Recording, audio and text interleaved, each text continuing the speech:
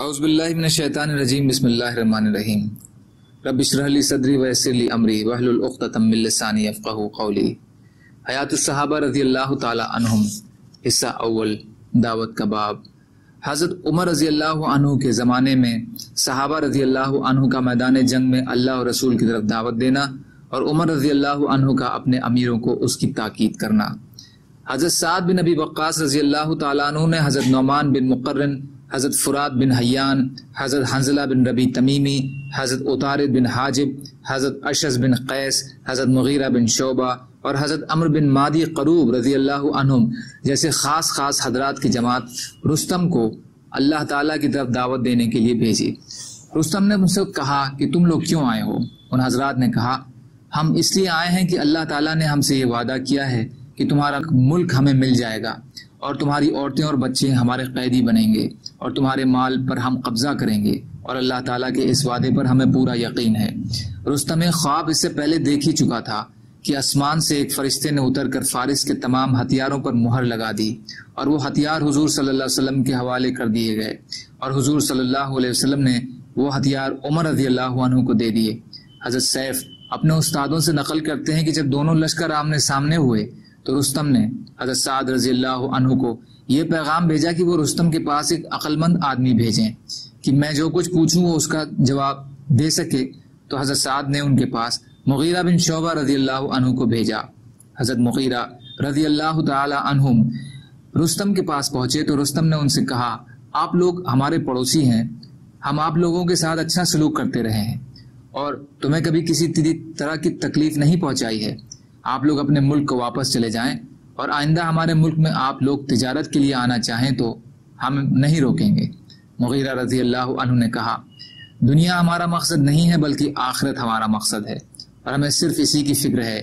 اللہ تعالیٰ نے ہماری طرف ایک رسول بھیجا اور اس سے فرما دیا کہ میں نے تمہارے صحابہ کی اس جماعت کو ان لوگوں پر مسلط کر دیا ہے جو میرا دین اختیار نہ کریں۔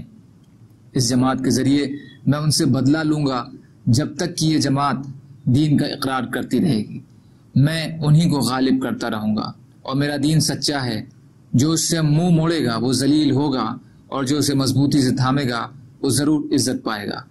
رستم نے پوچھا کہ یہ دین کیا ہے؟ مغیرہ رضی اللہ عنہ نے کہا اس دین کا یہ ستون جس کے بغیر اس کی کوئی چیز صحیح نہیں ہو سکتی وہ کلمہ شہادت ہے، اشہد ان لا الہ الا اللہ واشہد ان محمد رسول اللہ، اس کا پڑھ لینا اور جو کچھ حضور صلی اللہ علیہ وسلم اللہ کے پاس سے لے کے آئے ہیں اس کا اقرار کر لینا۔ رستم نے کہا یہ تو کتنی اچھی بات ہے، اس کے علاوہ اور کیا ہے؟ مغیرہ رضی اللہ عنہ نے کہا اللہ کے بندوں کی عبادت سے نکال کر اللہ کی عبادت میں لگا دینا۔ رستم نے کہا یہ بھی کتنی اچھی بات ہے، اس کے علاوہ اور کیا ہے؟ حضرت مغیرہ رضی اللہ عنہ نے کہا تمام انسان آدم علیہ السلام کی اولاد ہیں، لہٰذا وہ باپ شریک بھائی ہیں۔ رستم نے کہا یہ بھی بہت اچھی بات ہے، اچھا ذرا یہ تو بتاؤ اگر ہم تمہارے دین میں داخل ہو جائیں تو کیا تم ہمارے ملک سے واپس چلے جاؤ گے؟ حضرت مغیرہ رضی اللہ عنہ نے کہا ہاں اللہ تعالیٰ کی قسم، پھر تمہارے ملک میں صرف تجارت یا کسی اور ضرورت کی وجہ سے آئیں گے۔ رستم نے کہا یہ بھی بہت اچھی بات ہے۔ راوی کہتے ہیں کہ جب حضرت مغیرہ رستم کے پاس سے واپس چلے گئے تو رستم نے اپنی قوم کے سرداروں سے اسلام کا تذکرہ کیا، لیکن ان سرداروں نے اسے پسند نہیں کیا اور اسلام میں داخل ہونے سے انکار کر دیا۔ اللہ ہی ان کو خیر سے دور کرے اور رسوا کرے، اور اللہ نے ایسا ہی کر دیا۔ سبحان اللہ و بحمدہ، سبحانک اللہم و بحمدک، اشہد ان لا الہ الا انت، استغفرک و اتوب الیک۔ سبحان ربک رب العزت عما یصفون وسلام علی المرسلین والحمد للہ رب العالمین برحمتک یا ارحم الراحمین، لا الہ الا اللہ محمد رسول اللہ۔